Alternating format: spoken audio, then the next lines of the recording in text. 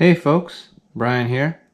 Today I'm going to use the Park Tool TM-1 spoke tension meter to check on the spokes of my front wheel on my Juice Bike's Cross Current X after 800 miles. Probably should have done this earlier, but let's check out what the situation is. First, let's go to the Park Tool wheel tension app, parktool.com/WTA. And I'm just following the instructions at the associated guide here, the wheel tension app instructions. So first I'm going to choose the material. I think it's steel. Other members on the electric bike forums also use steel for their juiced bikes. Shape is definitely a round type of spoke. It's not flat in any area, so it's not blade. And now let's measure the thickness using a caliper. Let's take out our deluxe luxury digital caliper from our friends at Harbor Freight.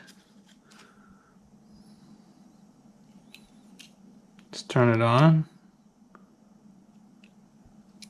zero it out. Now let's go in the middle of the spoke, 2.25. Let's check out another one.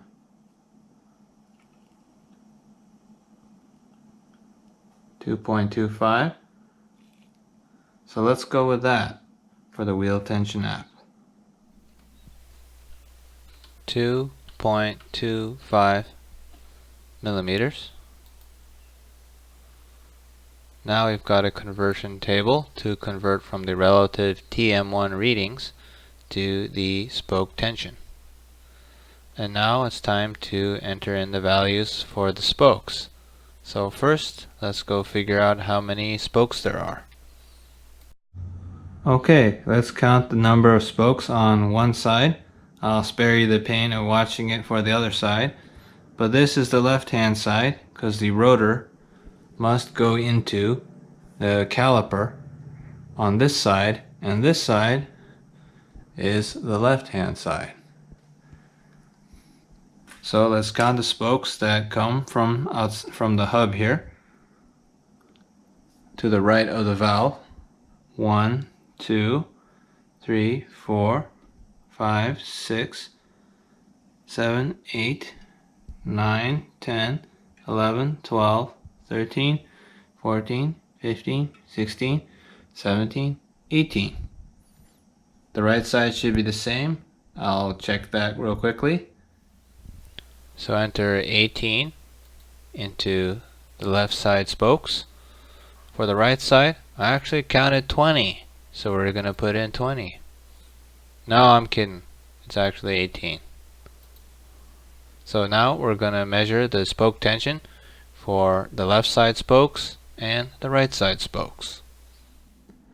Okay, we're back at the wheel now, and I've gone ahead and used gold marker to number the spokes.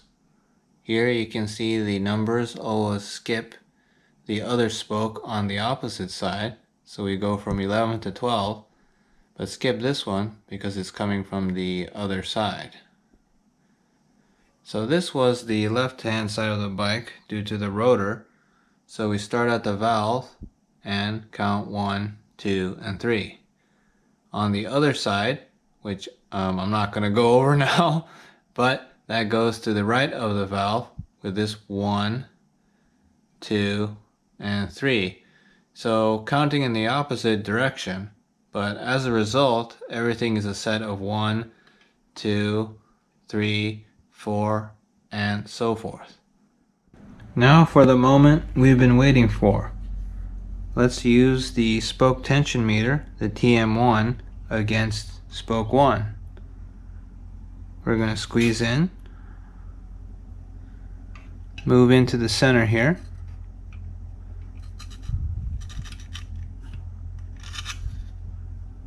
let go, and let's check the reading. This one seems to be 29.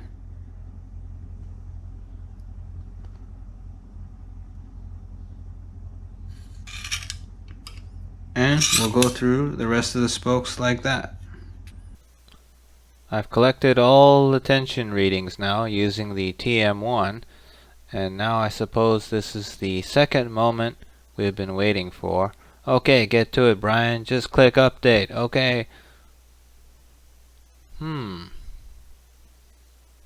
Interesting results. So the left are the blue dots, and they seem to be generally okay.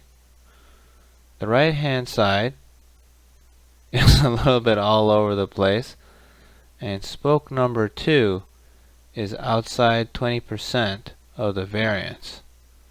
Let's say if I lower within 5, I believe more should become red. Everything is almost red. Back to 20%, I see the right hand side also has 13, 15, and 16. And here we can click just left to turn it off. So we've got a couple spokes that are sort of outside. 13, 15, and 16. 13, 15, and 16. Interesting. And the left side has 1 outside. Looks like 17 is quite low at 27. So there were no tremendously loose spokes, things that are falling apart or anything on the front wheel. I'm going to think about what to do about these extraneous ones, because of course changing the tension of the spokes also changes the force applied on the rim, which will make it untrue or perhaps more true. So that will be saved for a separate video. But for now you know how to use the WTA. I'm now going to repeat the exercise for the rear wheel. Alright, let's get to it. Here are the results for the hindquarters, the rear wheel. And wow, it looks like the left side is really out of variance. All over the place. Over the tension, under the tension. Some of them a little bit off, but really out there. But the right hand side is very even within the circle. Now if we look at it compared to the other one, the front seems far less erratic. If we do both 20%, it's not too bad.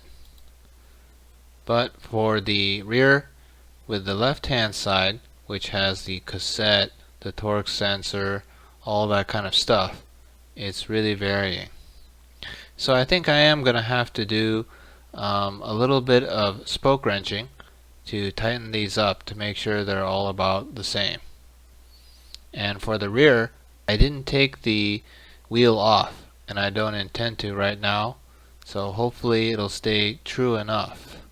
And maybe in the next video we'll take it off and true it properly.